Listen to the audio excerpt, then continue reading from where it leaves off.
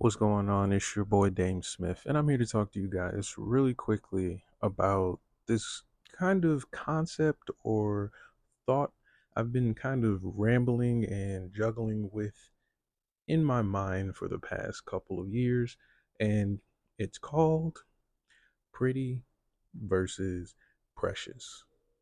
Now, the reason I called it pretty versus precious because essentially my thinking is that oftentimes when I view peers of mine, maybe things I see online, other videos like that, or maybe conversations you see in threads online or even real time conversations in front of you. Oftentimes, we have a conversation about relationships, dating, sex, and things like that, right?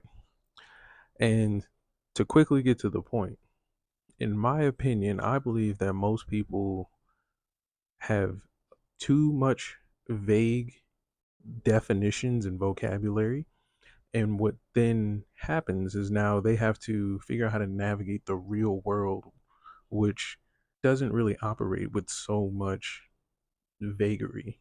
Like there's a lot of concrete hard lines in the real world that in our minds we can kind of navigate through with our language. And so one of the things I've noticed when I was younger was that a lot of my peers, meaning like at the time I was probably like in my 20s, right? But a lot of my peers at the time would view women and their interactions with women differently. And it was kind of in an individual basis. Like one guy's experience wouldn't kind of parallel another man's until they thought the same. Until I noticed the two guys kind of had the same principles that they were operating under. Then the experiences started to be kind of common. So to give you an example, my, long-term relationship, marriage-minded friends, they had different experiences from my uh, one night stand hookup kind of friends. They had different experiences, but both of them had experiences with women. Like they had to identify the things that they enjoyed about women, approach them, attract them, and all the other yada yada yada. Right? They had to figure all that out. But what I've noticed observing the two different kinds of men, meaning like this was in college, so I got to see like students who were in long-term relationships versus students who were dating, so I got to kind of see how the two parties interacted with each other, from single girls, single guys, to long-term relationship girls and long-term relationship guys. And what I've noticed is the way they identified each other was not really based on characteristics or things that like this person's loyal or this person's nice or this person's mean, but basically they would base them on aesthetics, outside looks, or maybe some kind of status or something like that, right? This person, you know, captain of the football team or something like that. This person can run fast. This girl can do a backflip. She's got long hair. This guy's got abs, right? All these different things. But then what happens is you try to develop a true concrete relationship based on these things. And now you start to really see the flaw in doing that in real time.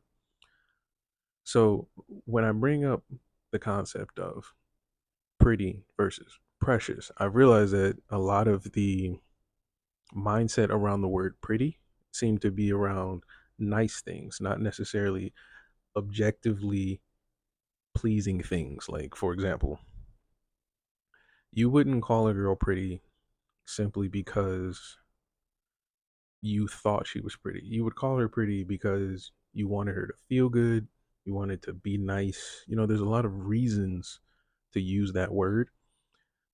But if you were to call a girl precious, there's something very, very particular about the usage of that word. There's something particular about who you would use that with. And I've come to use that particular word now, but at the time when I was in college and, watching my friends, deal with their relationships and things like that, the word precious never came up. Nothing like it. There was no synonym or anything like that, right? And so later, in hindsight, I realized that it was because we didn't really have a word to identify that thing that was precious to us. We didn't have Well, we had a word, but we didn't know how to identify that thing in front of us in real time with the girl sitting there, you know? And so I've been able to observe a lot of mismanagement of relationships, meaning like a guy could be with a girl who was truly precious, meaning like she, innocent, chaste, whatever, modest, however you want to value that for yourself, right? She was that. But because he never really knew how to identify that, he misused it. So it could either be lack of respect, it can be mismanagement of desires, meaning like maybe she wanted a relationship and he didn't, but they didn't communicate that. There's a lot of different things. And then on the other side of that, I've noticed some women would kind of view themselves as precious, but their behavior wouldn't translate to that. So they would think, you should treat me at this level, but because you haven't, or because I like you, or for whatever reason I can come up with, I'm going to behave as if that's not true. And that can come in many different examples. I can give you one, but you may not be the person who's experienced the example I give. So it may not translate into you understanding what this girl is talking about. But I can give you an example. One example could be that the conversation around hookup culture for men and women is two different things. For men, we tend to look at it as kind of like a phase, a game to play, kind of a slot machine, see what happens kind of situation. Whereas I've typically understood women to look at hookup culture as more of a test drive situation where you're trying to see what's the best thing out there and you know leave while you're high as far as gambling goes, right? But the problem that I've noticed with both men and women operating that way is that they don't know how to communicate this vocabulary between I want to be treated precious or I believe that I am precious. We all use the word pretty. Like every girl we like as men, she's pretty. She's beautiful or lovely and all these things. But because we use it that way, the word is less value.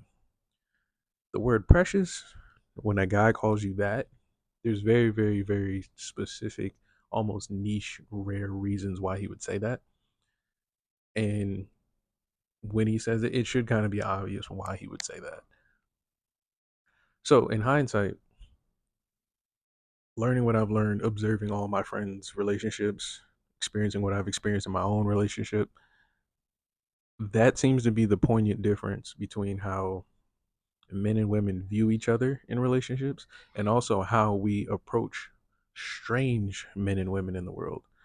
So when you see another woman in a relationship, she may be pretty, but then to another guy, she might be precious. So there's a lot of different things happening there. But let me know. What do you think?